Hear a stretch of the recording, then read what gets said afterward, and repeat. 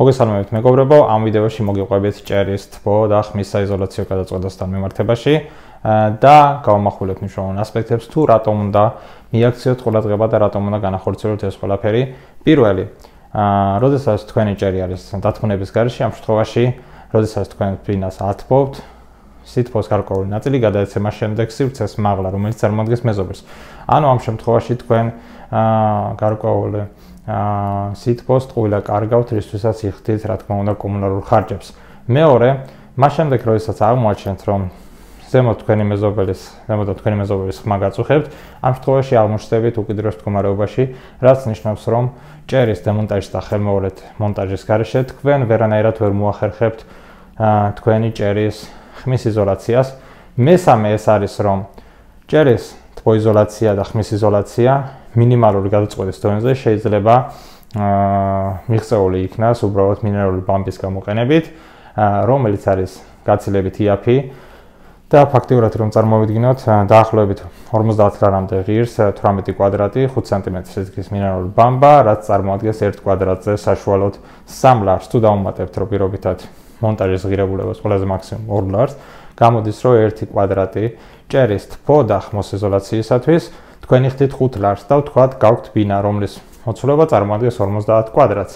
ამ შემთხვევაში თქვენ გიждდებათ 50/5, ანუ 250 ლარი.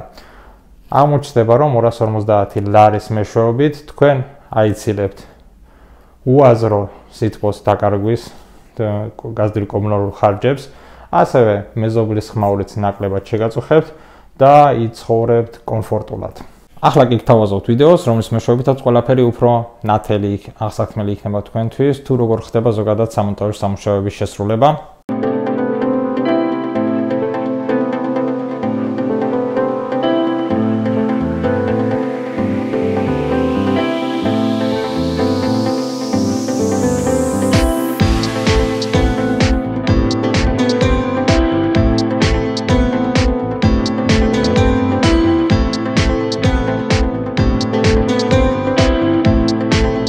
ხშირად ხდება შეცდომები და ამიტომ მოგიყვებით ამ ზოგადად შეცდომების შესახებ.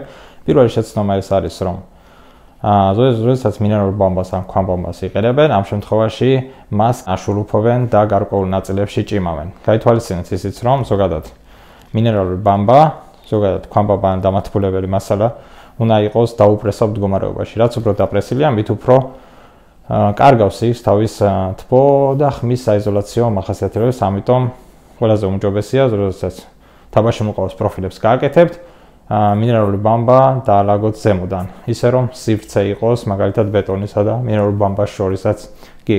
მეორე შეცდომა, რომელიც არის ძალიან მნიშვნელოვანი და სახიფათო, ეს არის, რომ ზოგადად ადამიანები რეკომენდაციას უწევენ თაბაში მოყავს ჭერის ფარგლებში გააკეთონ XPS ან EPS. დაიმახსოვროთ ის, რომ XPS და EPS ზოგადად თუ გამოიყენებ შიგნით, აუცილებლად უნდა იყოს ის დაფარული ცეცხლმედეგი შრით.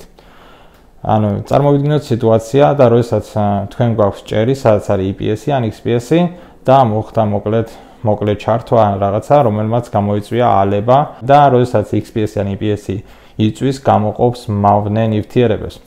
ამიტომ არც ერთ ვარიანტში არ დაუჯეროთ ვინმეს, ვინც გეტყვის, რომ თაბაში მოყავს ჭერის დათმუნებისათვის შეგიძლიათ გამოიყენოთ XPS ან EPS.